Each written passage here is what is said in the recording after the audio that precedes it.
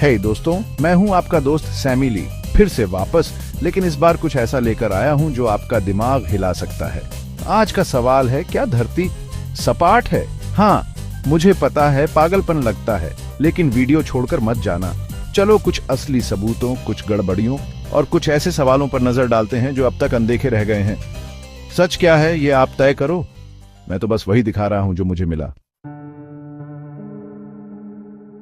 पहला मुद्दा, curvature problem. धरती झुकती कहां है? हमें बताया जाता है कि धरती हर मील पर 8 इंच नीचे की ओर झुकती है, मतलब 10 मील पर करीब 66 फीट का ड्रॉप होना चाहिए। तो फिर सवाल यह है, हम लेक मिशिगन के उस पार से शिकागो की स्काईलाइन लगभग 60 मील दूर से कैसे देख पाते हैं? ये फोटो CBS न्यूज पर भी आया था जब फोटोग्राफर जोशुआ नोवित्स्की ने इसे क्लिक किया। मौसम वैज्ञानिकों ने कहा सुपीरियर मिराज है, लेकिन सवाल यह है कि इतना क्लियर और शार्प कैसे है? एकदम HD में, कोई धुंध नहीं, कोई डिस्टॉर्शन नहीं। आप खुद भी ट्राई कर सकते हैं। किसी बीच या हार्बर पर जाइए, दूरबीन या जूम कैमरा लेकर एक शिप को देखिए जो होराइजन के पार गायब हो रही हो। अब जूम कीजिए, सरप्राइज, शिप वापस दिखने लगती है।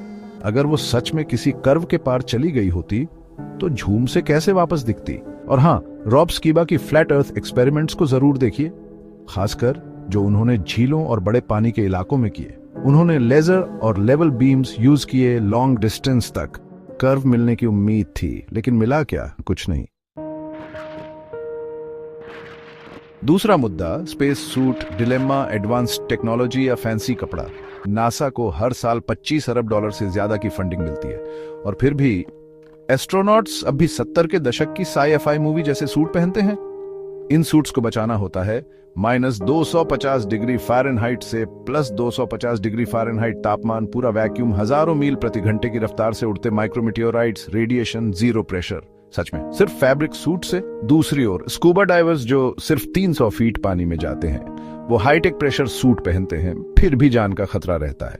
तो चांद पर लोग उछलते कूदते, झंडे लहराते, कैमरे के लिए पोज करते कैसे दिखते हैं? 2019 में नासा ने एक स्पेस वॉक कैंसिल कर दी क्योंकि उनके पास सही साइज का सूट नहीं था। मतलब रॉकेट बना सकते हैं, सैटेलाइट भेज सकते हैं, लेकिन एडजस्टेबल सूट नहीं। इलॉन मस्क के स्पेसएक्स सूट्स अच्छे लगते हैं, पर उन्हें भी कभी रियल आउटर स्पेस वैक्यूम में टेस्ट नहीं किया गया, पब्लिकली तो बिल्कुल नहीं। तो फिर असली टेस्टिंग क्यों नहीं दिखाते? Moon landing controversy, studio set. चलो 1969 में चलते हैं। हमें बताया गया कि नील आर्मस्ट्रांग और बज ऑल्ड्रिन चांद पर उतरे, उस रॉकेट से जिसमें आज की डिजिटल घड़ी से भी कम कंप्यूटिंग पावर थी, और वो सब लाइव फिल्माया गया 384,000 किलोमीटर दूर से। लेकिन यहीं से गड़बड़ी शुरू होती है। झंडा लहरा रहा है जबकि वहां कोई हवा ही नहीं।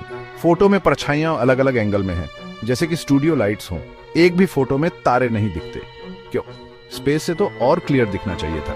लैंडर ऐसा लग रहा है जैसे एल्यूमिनियम फॉयल और डक्ट टेप से बना हो। जूम करके देखो। और हाँ, स्टैनली कुब्रिक, जिन्होंने 2001 ए स्पेस ओडिसी बनाई, उनके बारे में कहा जाता है कि उन्होंने ही ये सब शूट किया। उनके असिस्टेंट लियोन विटाली ने भी इशारों में कुछ कहा था।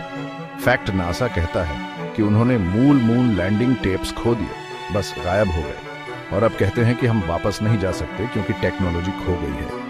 वेट, 1969 में थी लेकिन 2025 में नहीं। ये सब सोचने पर मजबूर करता है। कोई कर्वेचर नहीं दिखता, अविश्वसनीय सूट्स और एक मून लैंडिंग जो पूरी फिल्म जैसी लगती है। तो क्या धरती सच में सपाट है? क्या हमें सालों से बेवकूफ बनाया जा रहा है CGI, फोटोशॉप और सरकारी कहानियों से? शायद धरती वाकई में फ्लैट है, सिवाय इसके कि वो नहीं है। धरती गोल है, या शायद नहीं। अब आप बताओ, जो कुछ आपने अभी देखा, उसके बाद भी आप यकीन करते हो कि ये एक ग्लोब है, या अब थोड़ा सा शक हो रहा है? कमेंट्स में बताओ। फ्लैट, राउंड, सिमुलेशन, बात करते हैं। लाइक, सब्सक्राइब और शेयर करना मत भूलना अगर आप चाहते हो और ऐसे वाइल्ड फैक्ट्स, डीप डाइव्स और सोचने वाली बातें। मैं हूं सैमी ली, साइनिंग ऑफ। जिज्ञासु रहो और आजाद सोचो।